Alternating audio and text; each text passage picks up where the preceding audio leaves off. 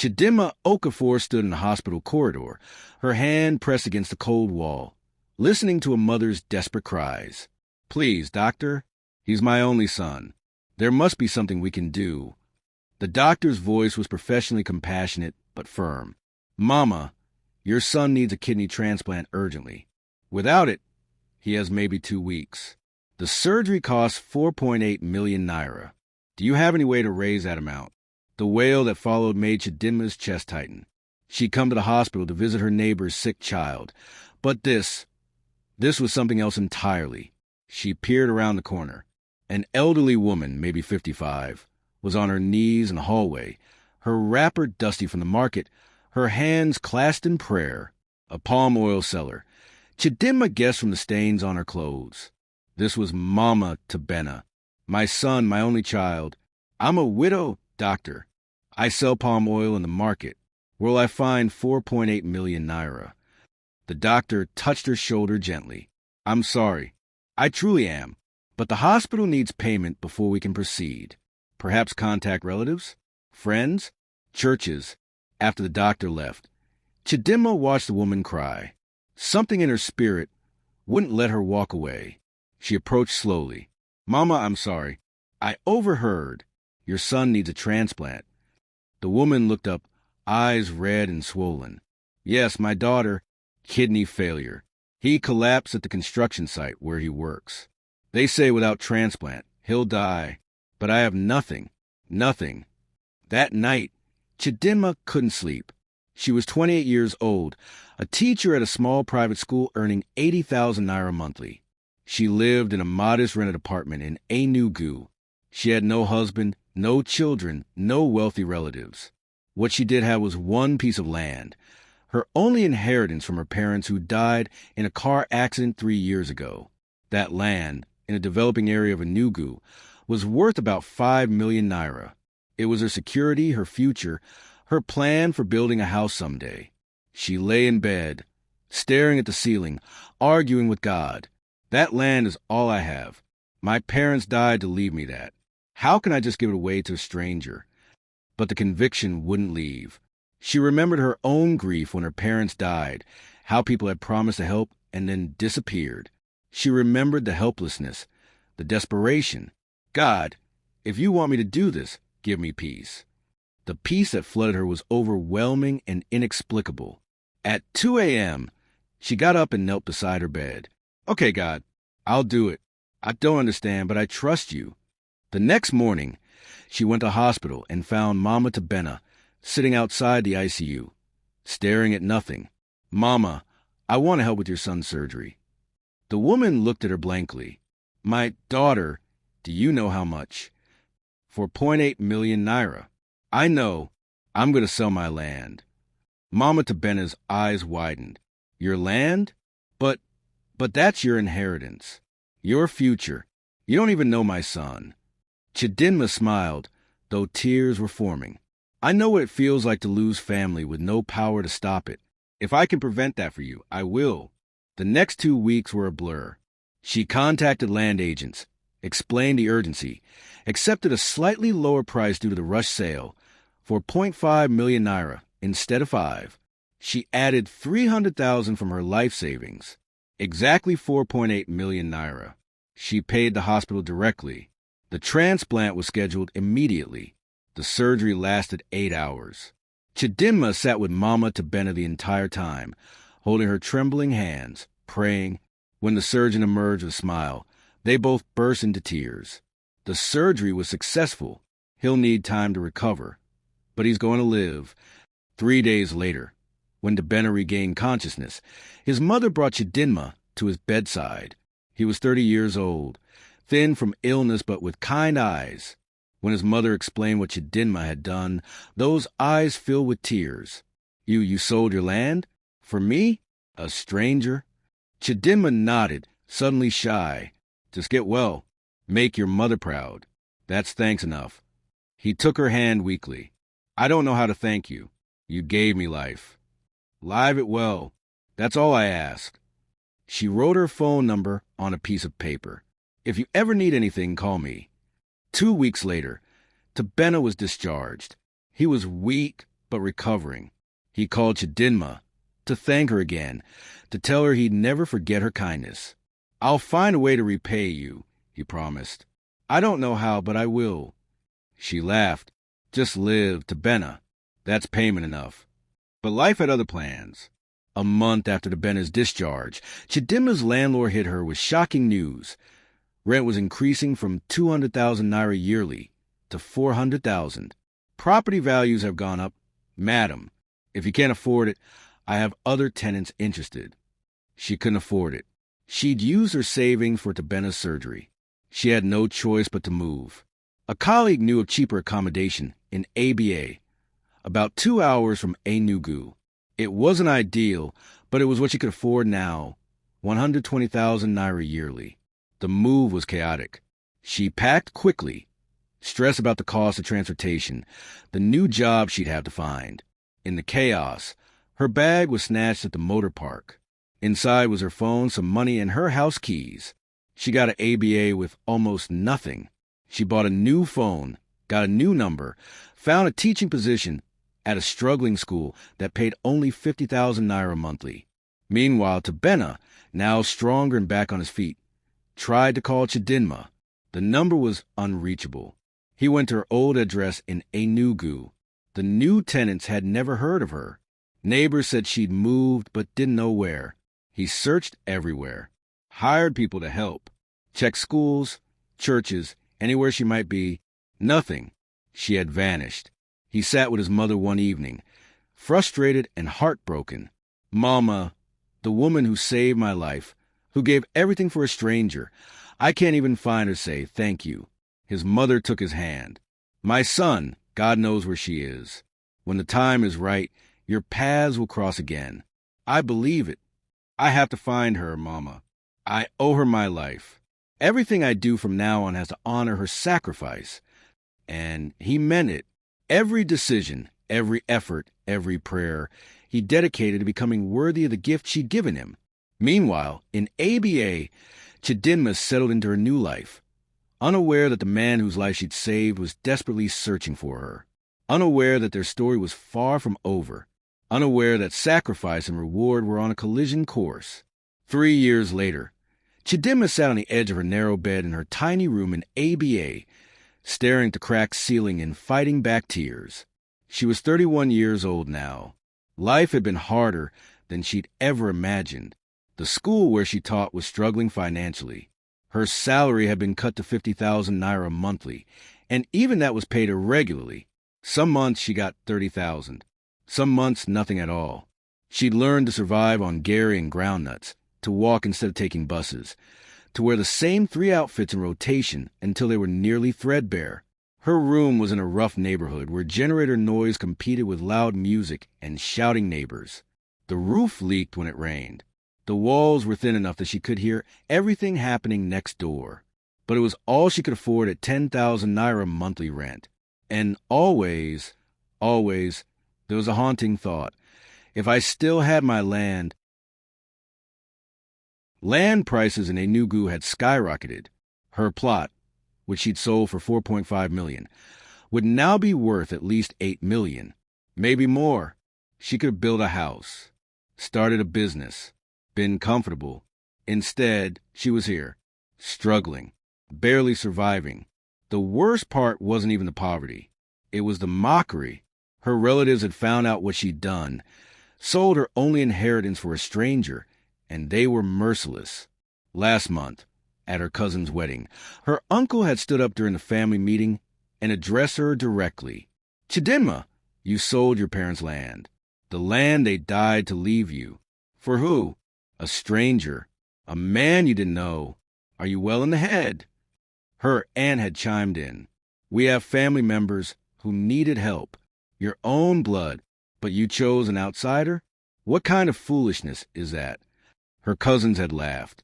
Chidinma the philanthropist. Chidinma who thinks she's Mother Teresa. See where it got you, living like a church rat. She'd sat there, silent, burning with shame.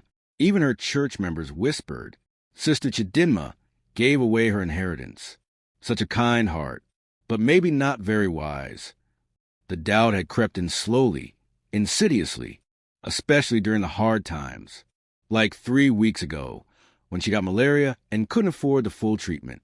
She bought half the prescribed medication and hoped for the best, shivering in her room, too weak to work, losing half a month's salary. Or like last week, when her landlord threatened eviction because she was 2 months behind on rent. She'd had to borrow 100,000 naira from loan sharks to pay rent and buy food. The interest rate was criminal, 30% monthly. She knew it was a trap, but she'd been desperate.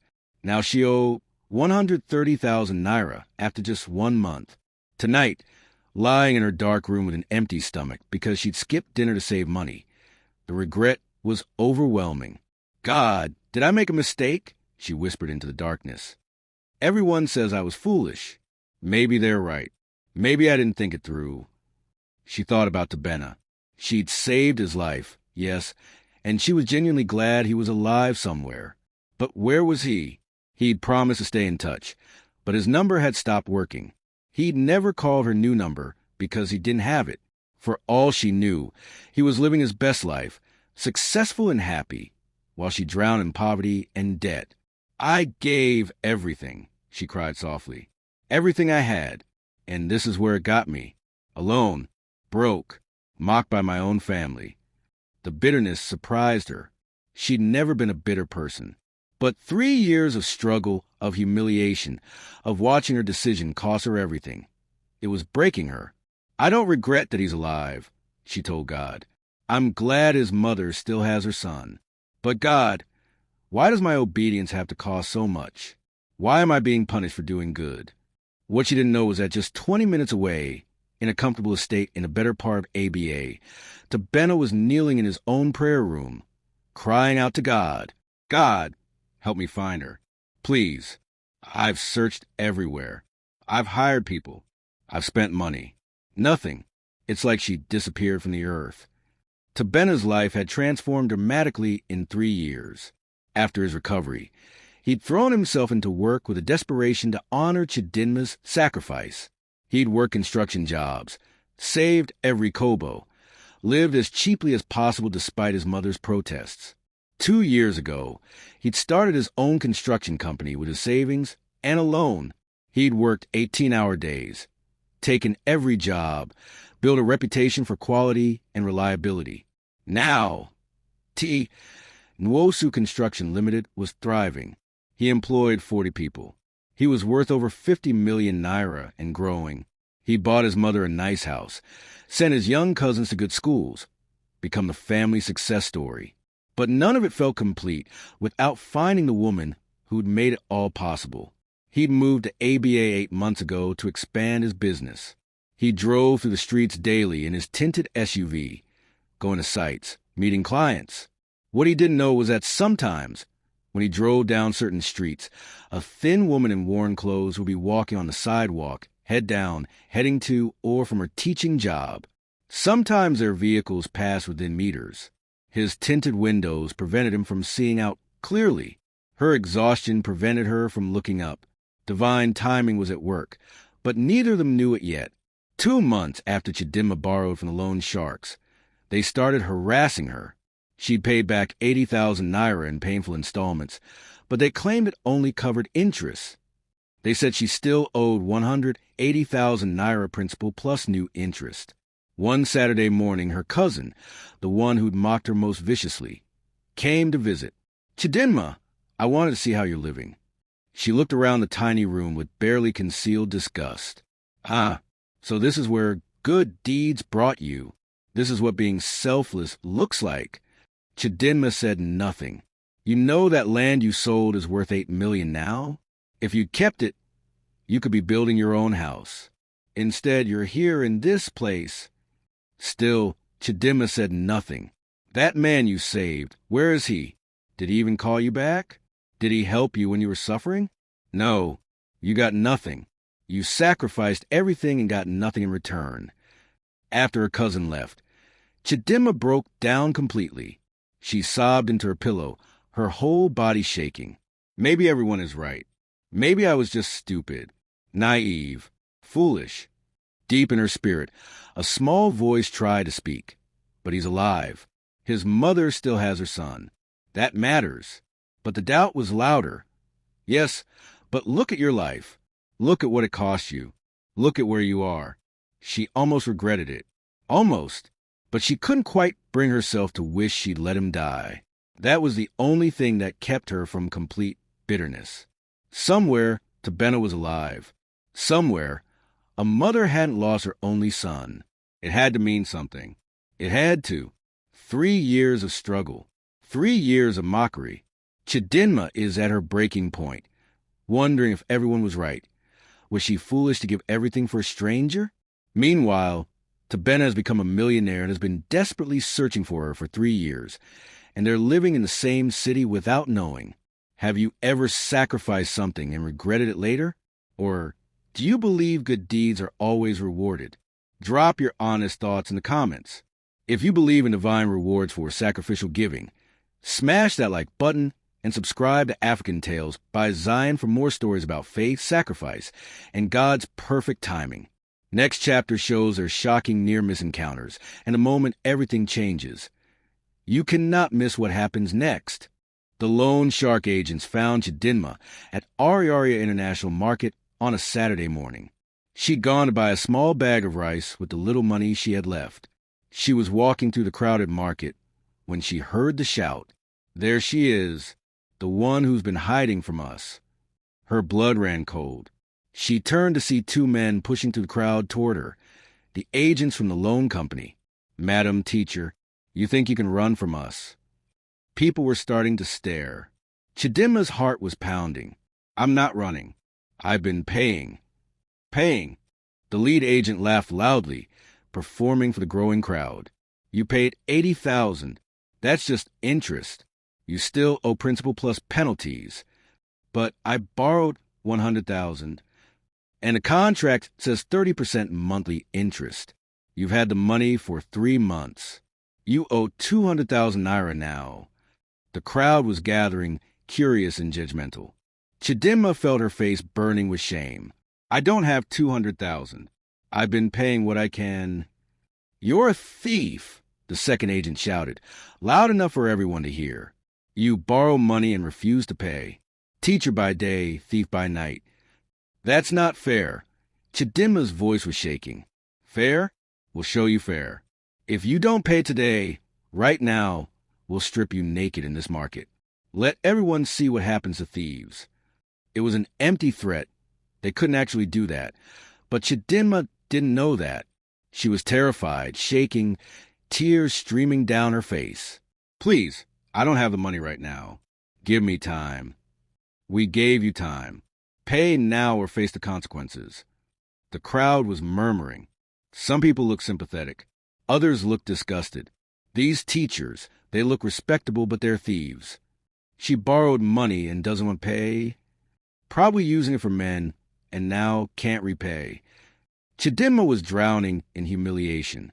She was digging through her bag with trembling hands, trying to find her bank statement to prove she'd been paying, trying to defend herself, but the agents were shouting her down. This was rock bottom. This was the worst moment of her life. She closed her eyes and prayed desperately. God, please, help me. I can't take this. What's going on here? The voice cut through the noise like a knife. Male, authoritative, angry. Chidinma looked up through her tears to see a tall man pushing through the crowd. He was well-dressed in casual designer clothes.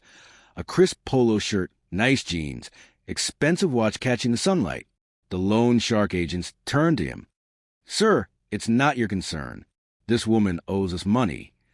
How much? The man demanded. 200,000 naira, sir. Without hesitation, the man pulled out his wallet. Chidinma watched in shock as he counted out crisp bills. 200,000 naira in cash. He handed it to the stunned agents. Here, consider her debt paid in full. Now leave her alone. The agents took the money, exchanged glances, and quickly disappeared into the crowd before he could change his mind. The crowd began to disperse, disappointed that the drama was over. Chidinma stood there, shaking, unable to speak. She couldn't even look at the man.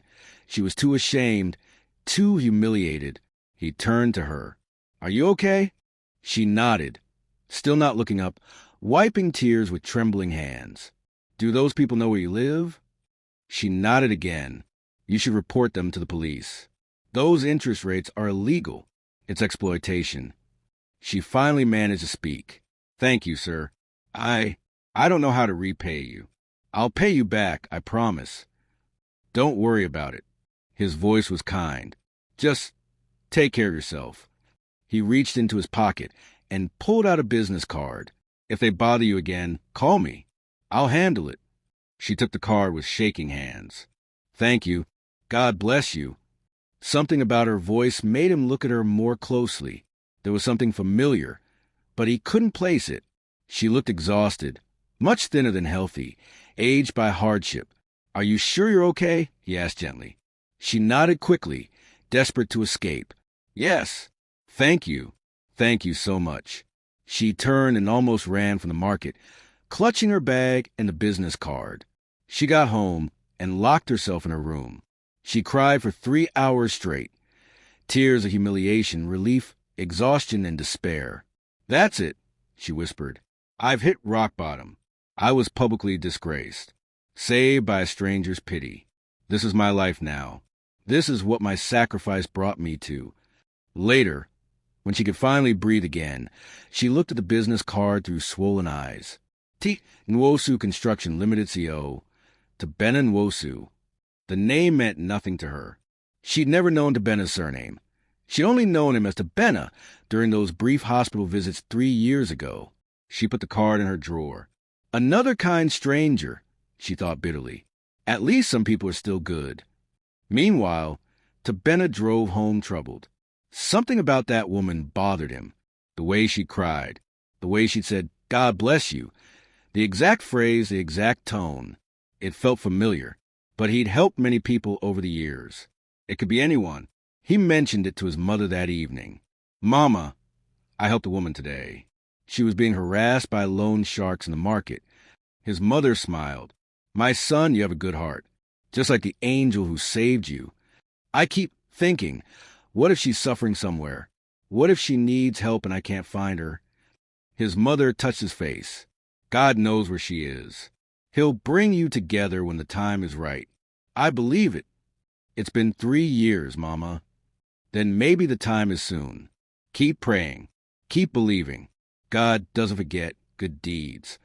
Neither of them knew that the woman he'd just saved was the same woman he'd been searching for. Neither knew that they'd just had their first encounter in 3 years. Neither knew that the divine appointment had begun. But God knew, and God's timing is always perfect. 5 days after the market incident, Tobenna was driving through a different part of ABA, scouting potential locations for a new project. He'd been thinking about expanding his charitable work. His company was doing well, very well. He could afford to give back more intentionally.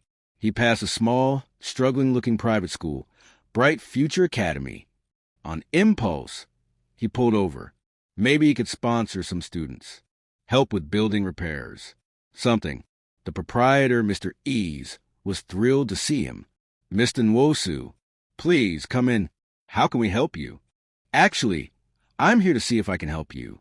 I'm interested in educational charity work, supporting schools, sponsoring students.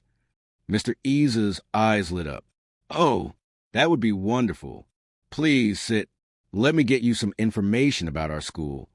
While Mr. Ease went to his office to gather materials, Tobenna looked around the reception area. It was clean but clearly underfunded. Peeling paint, old furniture. But there was warmth here. Care. His eye caught the staff notice board. Photos of teachers with their names and subjects. He scanned them idly, then froze. One photo showed a woman who looked thin, tired, but unmistakable. Miss Chidinma Okafor, English teacher. His heart stopped. Chidinma, that was her name. The angel who'd save his life. He moved closer to the photo, hands trembling. Could it be? Could it really be her? She looked different, thinner, older, worn down by life. But those eyes, that gentle face. It was her. It had to be. Mr. Eves returned with a folder. Mr. Nwosu, here's our... This teacher. Tobenna pointed at the photo, his voice shaking. Chidinma Okafor. Is she here today? Mr. Ease looked surprised. Yes, she's teaching now. Why? Do you know her? I need to see her. Please. It's urgent. Something in Tobenna's voice made Mr. Ease move quickly. He sent someone to call her out of class. Chidinma was in the middle of explaining grammar when a student knocked.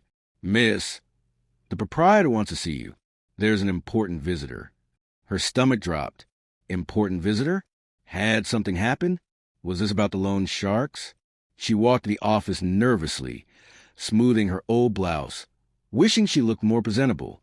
She entered and saw a well-dressed man standing with his back to her. Sir, you asked for me? The man turned around. For a moment, time stopped. Chidinma's brain struggled to process what she was seeing. The man looked familiar, but then he spoke, and his voice broke. Chidinma? Is it really you? I'm sorry, do I... She stopped. That voice. She knew that voice. It's me, Tobenna. You saved my life 3 years ago. Her eyes widened as recognition crashed over her. Tobenna? She looked at him properly now.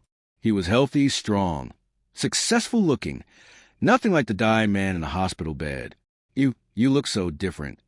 I've been searching for you for 3 years. Tears were streaming down his face. You moved. Your number changed. I looked everywhere. You were looking for me? Her own tears started falling. Every single day. I hired people, checked every school in Enugu, asked everyone. You saved my life and then disappeared. Mr. Ease quietly left the office, closing the door behind him.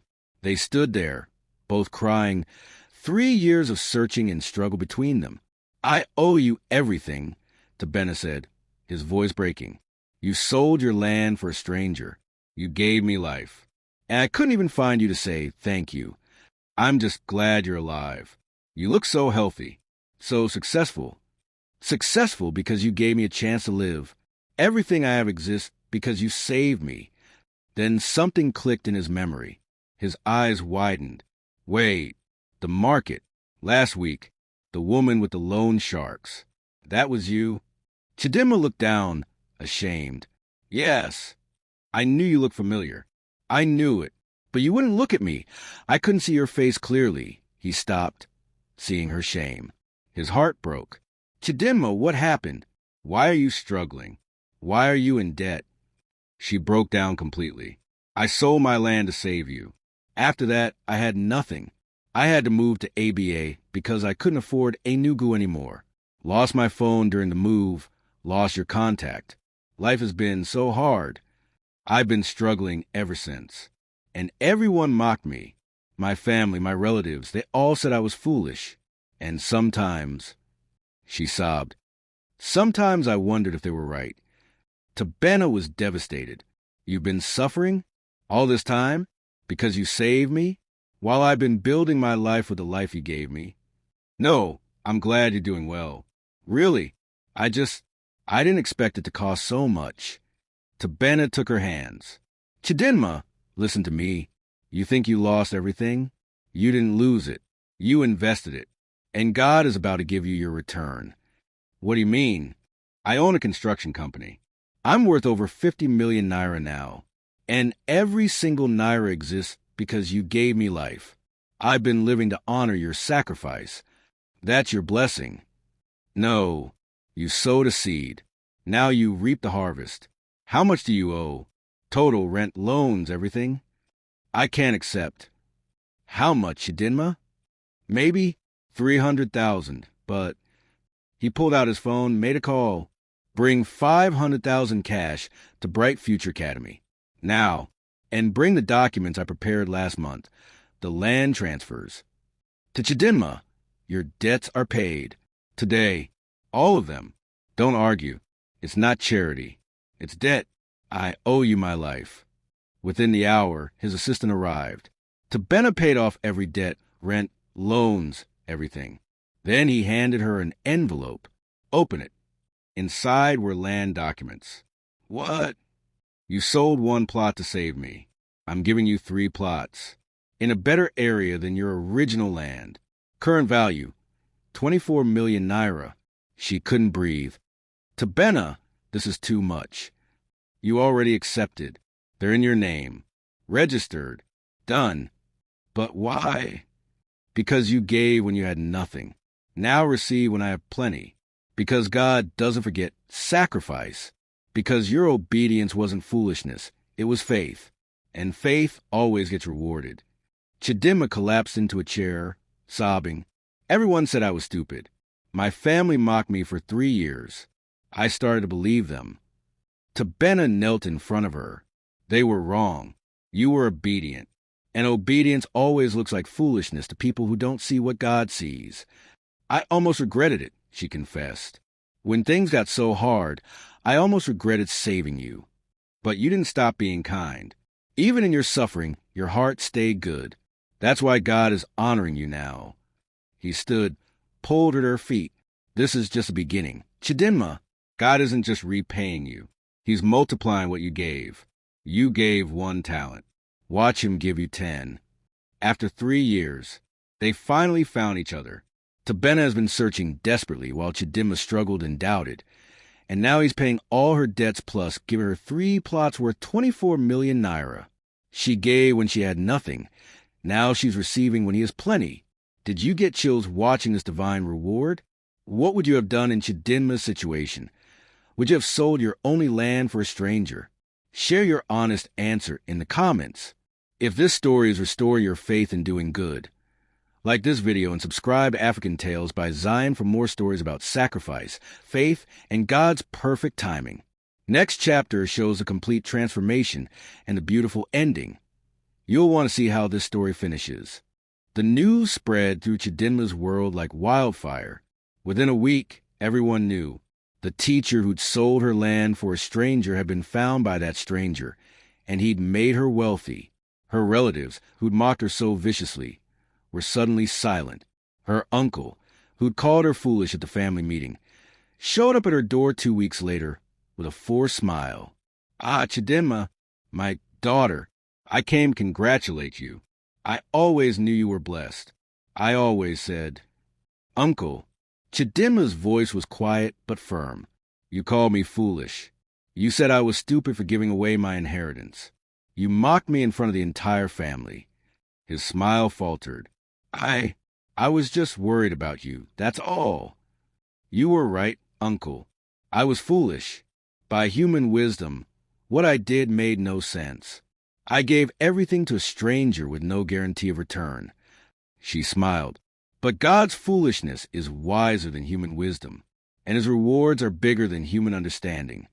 Her uncle left, ashamed. But Tobenna didn't stop at clearing her debts and giving her land. "Chidinma, I want to hire you." She blinked. "Hire me?" "As education consultant for my company. We build schools. You're a teacher. You understand what schools need, what makes them work. I need that expertise. I don't know anything about construction. You know children. You know education. That's what I need.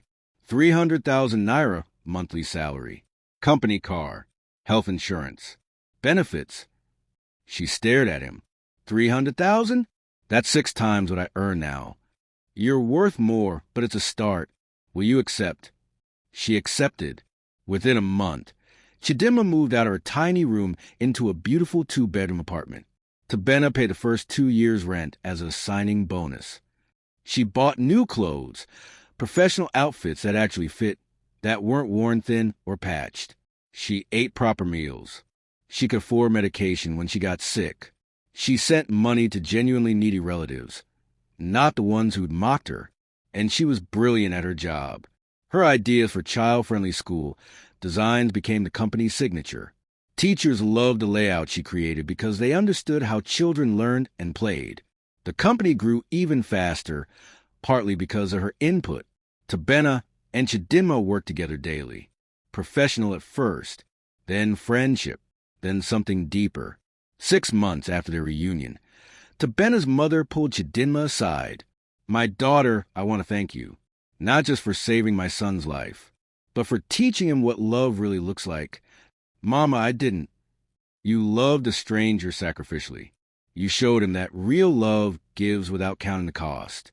And now," she smiled, Now I see him looking at you the way a man should look at the woman he wants to marry. Chidinma blushed. Mama, we're just colleagues. My dear, I'm old, but I'm not blind. And I'm telling you, you saved his life 3 years ago. Don't be surprised if he wants you to share the rest of it.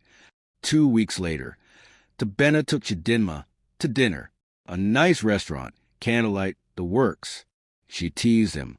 Is this a business dinner, CEO Nwosu? He smiled nervously. Actually, I need to tell you something. Her heart started racing. Okay. 3 years ago, you saved my life. You gave me a future when I had none. But you gave me more than that. He reached across the table, took her hands. You showed me what real love looks like, not romantic love.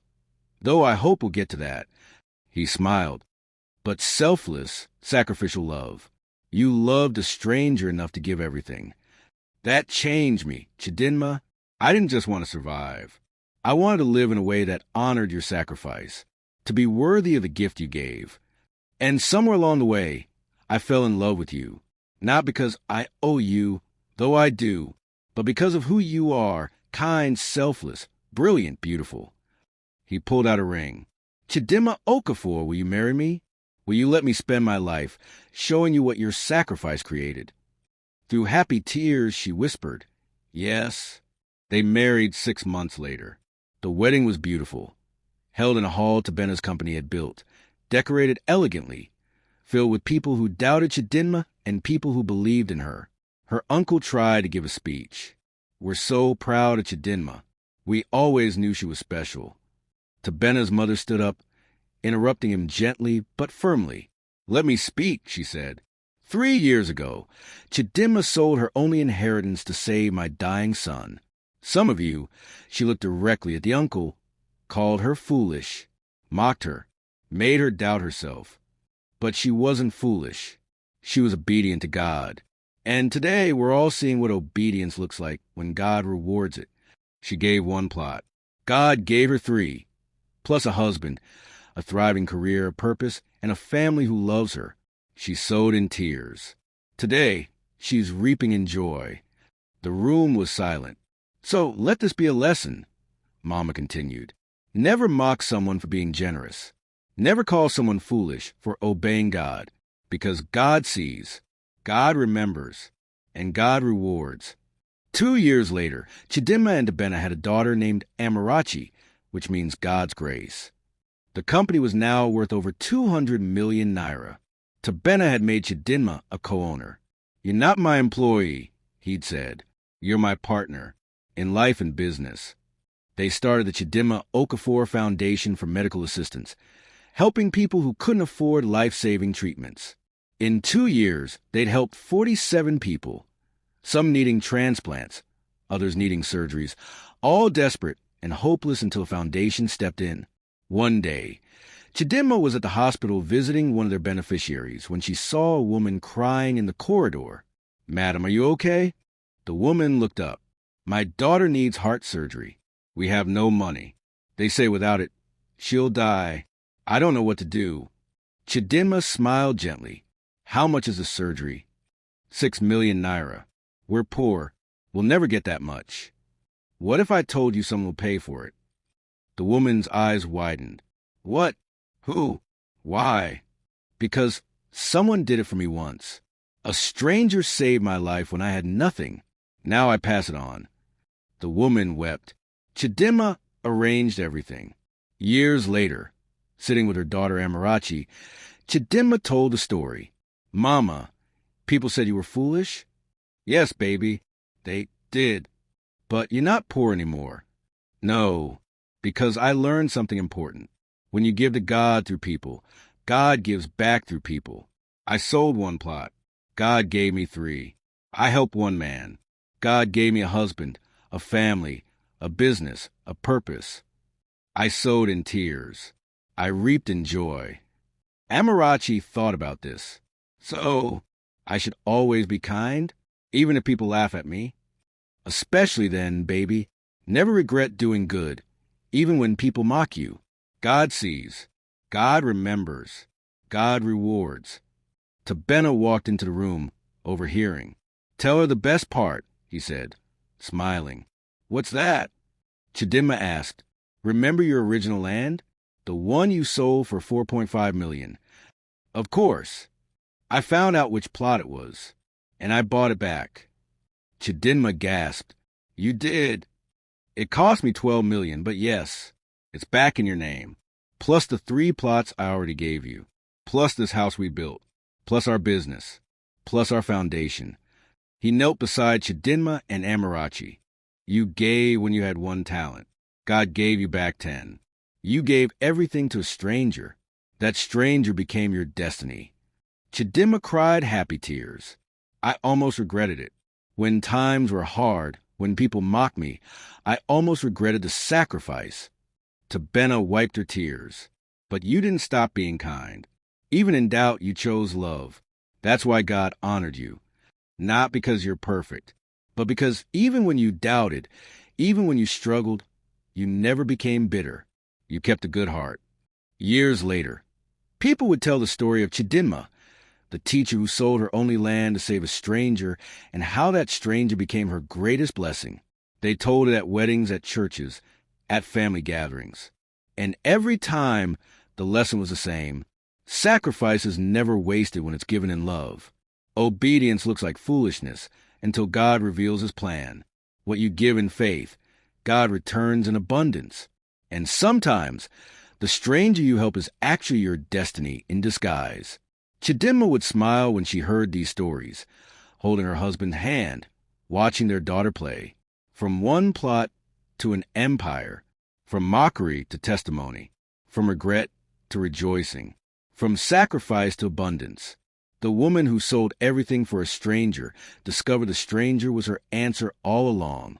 Asterisk from broke to blessed, from mockery to millionaire, from almost regretting her sacrifice to building an empire. Chidinma gave when she had nothing and received everything. 3 plots worth 24 million plus her original land back, plus $300K monthly salary, plus marriage plus business partnership, plus a foundation that's helped 47 people. That's what happens when you sow in faith. What's the most powerful lesson from this story for you? Was it never regret doing good? Or God's timing is perfect? Or what looks like foolishness is actually faith? Share your biggest takeaway in the comments. If this story restored your faith that sacrifice is never wasted, smash that like button. Share this with someone who's doubting whether their good deeds matter. And subscribe to African Tales by Zion with notifications on for more powerful stories about faith, obedience, and divine rewards. Remember, you gave when you had 1 talent. God gives back 10. You sow in tears. You will reap in JOY. Never stop doing good. Your harvest is coming. Thank you for watching, and God bless you abundantly. Asterisk. Copyright African Tales by Zion. All rights reserved. This story is dedicated to everyone who's been mocked for being too kind or too generous. To everyone who sacrificed and wondered if it was worth it. To everyone who gave when they had little and trusted God for the outcome. Your harvest is coming. Keep sowing. Keep believing. God sees. God remembers. And God always rewards faithfulness.